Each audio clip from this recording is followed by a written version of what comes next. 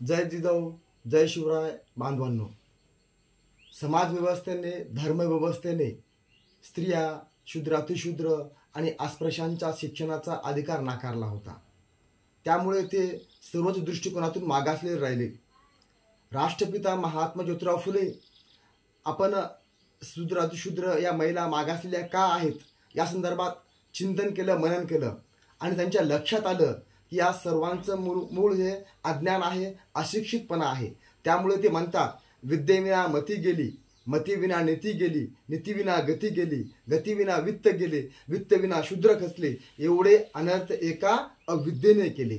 त्यामुळे आपण शिकलो पाहिजे. या स्त्रियांचं, शूद्र, अतिशूद्रांचं, अस्पृश्यांचं मागासले पण दूर करायचं असेल तर त्यावर एकच औषध आहे, एकच उपाय आहे आणि ते म्हणजे शिक्षण.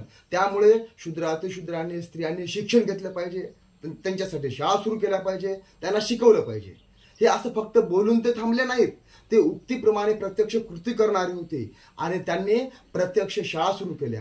या मुलींना, शूद्र, अतिशूद्रांना प्रत्यक्ष शिक्षण द्यायला सुरुवात केली. ज्यावेळेस महिला शिक्षकेची आवश्यकता होती, त्यांनी आपल्या पत्नीला, सावित्रीबाई फुलेला शिकवलं. शिक्षकाचं प्रशिक्षण देऊन त्यांनी त्यांना शिक्षिका केलं, मुख्याध्यापिका केलं आणि प्रत्यक्ष महिलांना, शूद्र, अतिशूद्रांना, अस्पृश्यांना शिक्षण देण्याचं काम महात्मा फुले आणि सावित्रीबाई फुले या फुले दाम्पत्यांनी केलेलं आहे.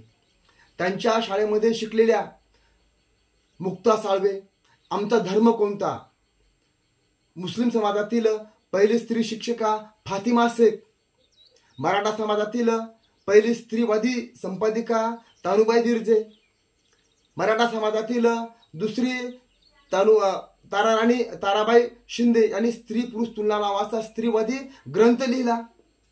स्त्री पुरुष तुलना नावाचा. म्हणजे महात्मा फुले, सावित्रीबाई फुलेंचं भारतीय इतिहासामध्ये सुवर्णाक्षरे नाव कोरलेलं आहेच, पण त्यासोबतच त्यांच्या शाळेत ज्या विद्यार्थिनी मुली शिकल्यात त्यांचं देखील नाव सुवर्णाक्षराने कोरलेलं आहे. आज आपल्या देशामध्ये जी महिलांची सद्यस्थिती आहे, डॉक्टर, कलेक्टर, वकील, इंजिनियर, ग्रामपंचायत सदस्य, सरपंच, आमदार, खासदार, मंत्री, मुख्यमंत्री, प्रधानमंत्री आणि आज देशाच्या ज्या द्रौपदी मुर्मू ह्या राष्ट्रपती आहेत, त्या फक्त फुले शाहू आंबेडकरांमुळेच आहेत. हे आपण या ठिकाणी समजून घेणं अत्यंत गरजेचं आहे. आज आपण बघितलं, सायकल पासून, मोटरसायकल पासून, कार पासून तर विमान चालवण्यापर्यंत जी किमया केलेली आहे त्या स्त्रियांनी केलेली आहे. या सर्व याचं जे श्रेय आहे हे श्रेय महात्मा फुले आणि सावित्रीबाई फुले यांच्याकडे जाते. त्यामुळेच ते खऱ्या अर्थानं आदर्श शिक्षक आणि शिक्षण तज्ज्ञ आहेत, हे आपण समजून घेतलं पाहिजे. जय ज्योती, जय क्रांती.